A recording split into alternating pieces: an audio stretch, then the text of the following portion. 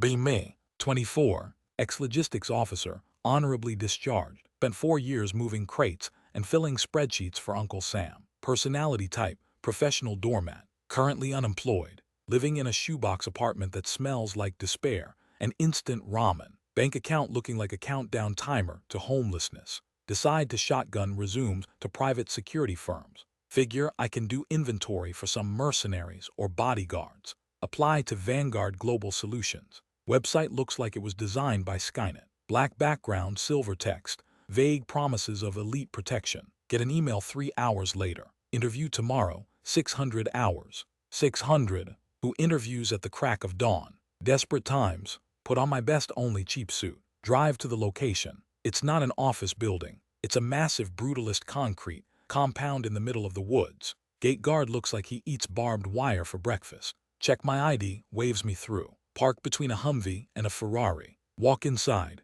Lobby is silent, marble floors, air conditioning set to Arctic. Receptionist is a guy who looks like a retired hitman. Me, hi, I'm here for the logistics coordinator interview. Hitman, elevator, B3, don't be late. Okay then, go down to B3. Doors open. It's not an office. It's a state-of-the-art training dojo gym hangar. Smell of ozone, sweat, and fear. About 20 guys standing in formation. All of them look like they were carved out of granite. Biceps the size of my head. Necks thicker than my torso. I'm standing there in my men's warehouse suit holding a folio. One of them looks at me. You lost, pencil neck. Before I can answer, the room temperature drops 10 degrees. Double doors slam open. Enter her. Let's call her Commander. 61, without the combat boots. Platinum blonde hair, pulled back in a braid tight enough to facelift a yak. Wearing tactical black cargo pants and a tight tank top. Muscles like braided steel cables. Scar running through her left eyebrow. She radiates an aura of pure,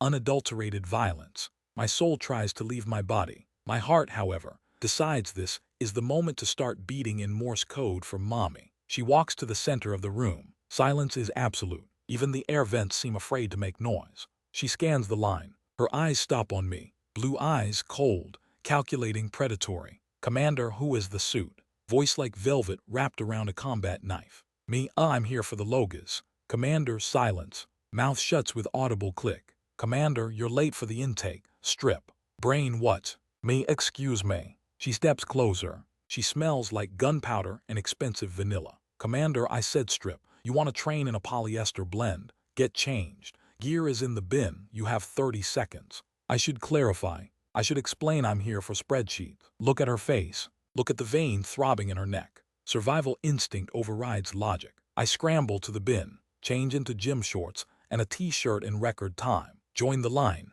I am the smallest guy here. I look like a golden retriever puppy lost in a pit bull convention. Training begins. It is not an interview. It is hell. Burpees, sprints, sparring. I am dying. Lungs burning like I inhaled lava. The chads are crushing it. I am barely surviving, but I don't quit. Logistics training gave me one thing, infinite patience for suffering. 2 hours later, half the chads have puked and rung the bell to quit. I am lying in a puddle of my own sweat. Vision blurry. Commander stands over me. Boots next to my face. Commander, get up. I try. Legs say no. Willpower says yes. I wobble to my feet. I'm shaking like a leaf in a hurricane. She circles me. Commander, form is trash. Strength is pathetic, but you didn't ring the bell. Me, I really need this job. She smirks. It's terrifying. Commander, go shower my office. 10 minutes. I shamble to the showers. Cold water shock. Put the cheap suit back on. Find her office. Glass walls overlooking the training pit.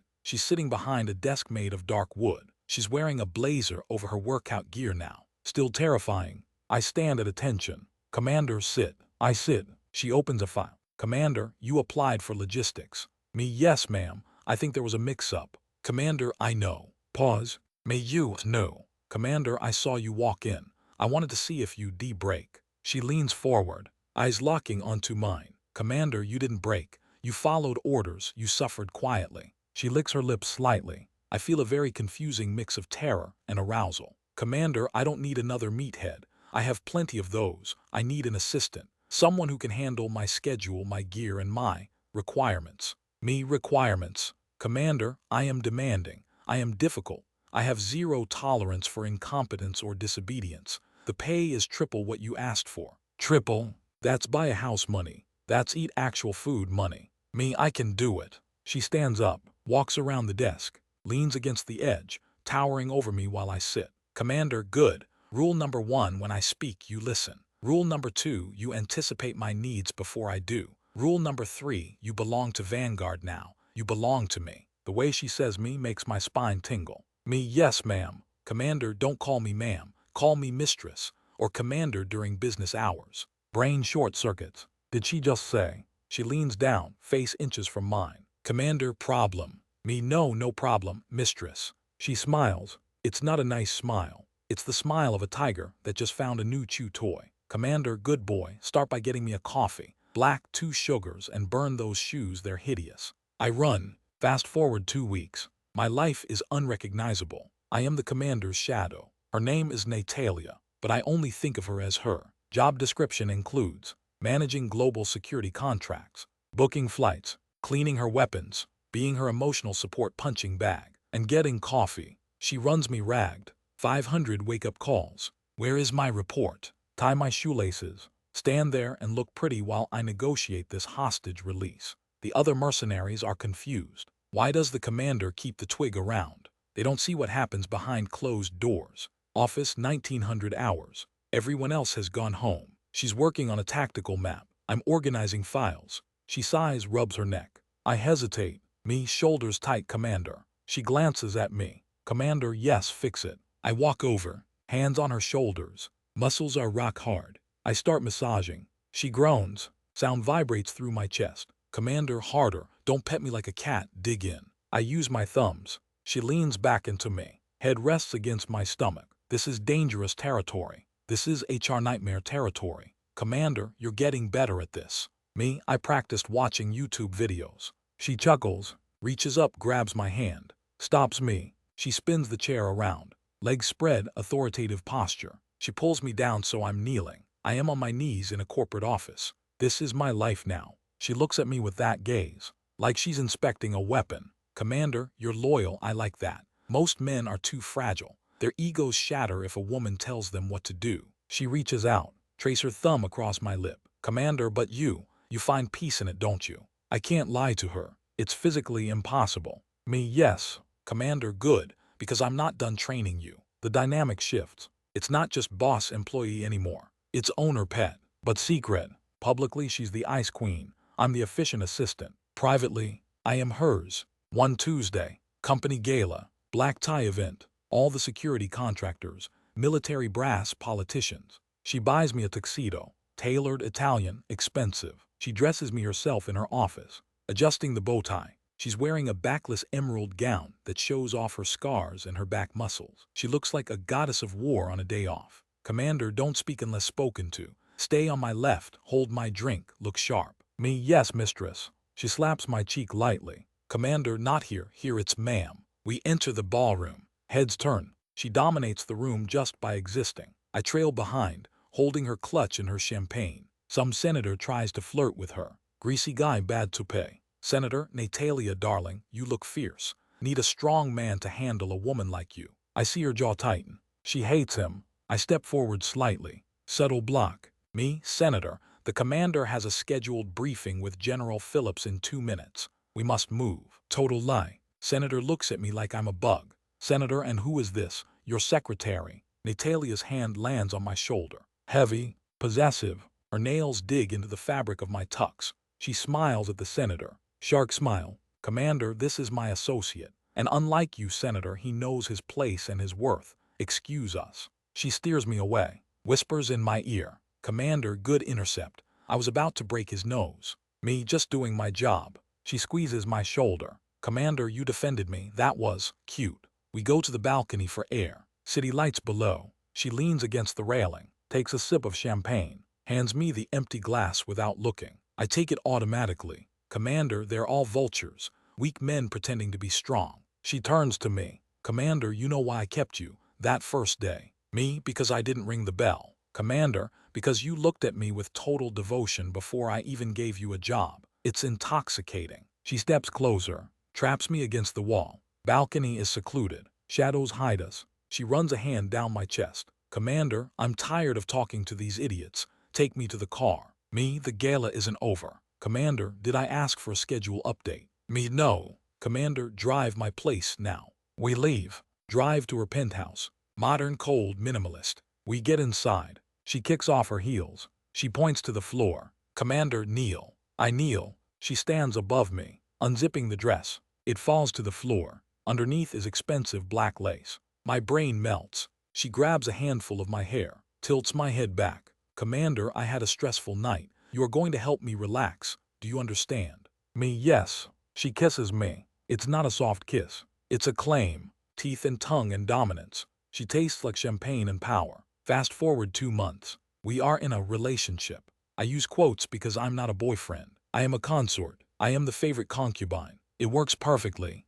I handle her life. She handles the world. Trouble arises. New recruit. Let's call him Brad. Ex-Special Forces. Huge, arrogant. Thinks he's God's gift to warfare. Brad doesn't like me. Thinks I'm a weakling sucking up to the boss. Brad corners me in the break room. Brad, you know she's laughing at you, right? You're just her errand boy. Me, I'm busy. Brad, move. Brad pushes me. Coffee spills on my shirt. Brad, or what? You gonna cry to mommy? I'm about to respond. Door opens. Natalia enters. She was coming to find me for lunch. She sees the spilled coffee. She sees Brad looming over me. The temperature in the room drops to absolute zero. Brad turns, sees her, smiles. Brad, Commander, just teaching the intern some respect. Natalia doesn't blink. She walks over, her heels clicking on the tile like gunshots. She stops in front of Brad. She is almost eye level with him. Commander, you touched him. Brad, just a nudge. He's in the way. Commander, get on the ground. Brad laughs. Brad, come on Nat, don't be like that. Bad move.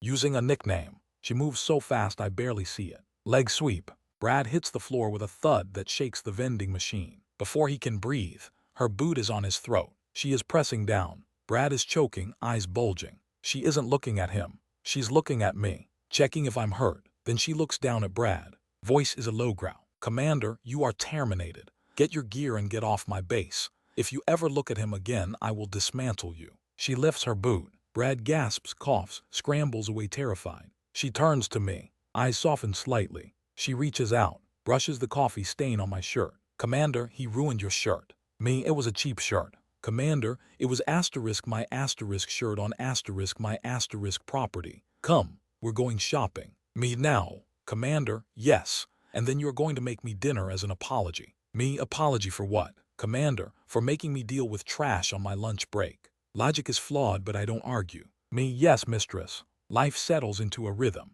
Work day, I am the professional assistant. She is the CEO commander. We are efficient, ruthless. Evenings, I cook. She decompresses. She sits on the couch, feet in my lap while I massage them. She watches the news, criticizing military tactics. I watch her. Sometimes she wakes up from nightmares. Old mission stuff. She doesn't scream. She just goes rigid.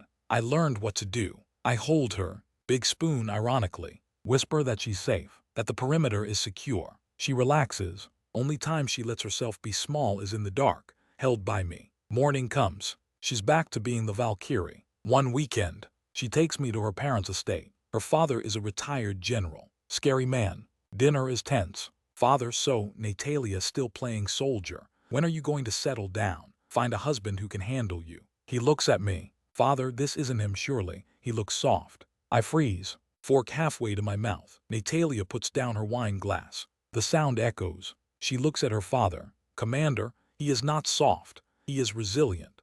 And he is the only man I have ever met who is secure enough to let me be who I am without trying to fix me. She reaches under the table. Hand rests on my knee. Squeezes. Commander, he serves me. He supports me. And in return, he has my protection and my loyalty. If you insult him again, we leave. Father is stunned. Silence. Then he laughs. Father, finally, you found an aide-de-camp for life. Pass the potatoes. We survive dinner. Drive home. She's quiet. Me, thank you for what you said. She pulls the car over. Deserted road. She turns to me. Interior light makes her eyes shine. Commander, I don't say things I don't mean. You are mine permanently. Me, is that a proposal? She smirks. Reaches into the glove box. Pulls out a box. Tosses it in my lap. It's a watch. Black tactical sleek expensive. Engraved on the back. Property of NV. Commander, it's a collar. Figuratively, put it on. I put it on. Fits perfectly. Commander, now kiss me. Then drive the rest of the way. I want a nap. She reclines the seat, closes her eyes. I look at her, most dangerous woman on the planet, sleeping peacefully because she trusts me to drive. I start the car, look at the watch, smile like an idiot. Life is good. I have no power. I have no control. I have a terrifying blonde Amazon who would burn the world down if someone scratched me. Best job I ever had.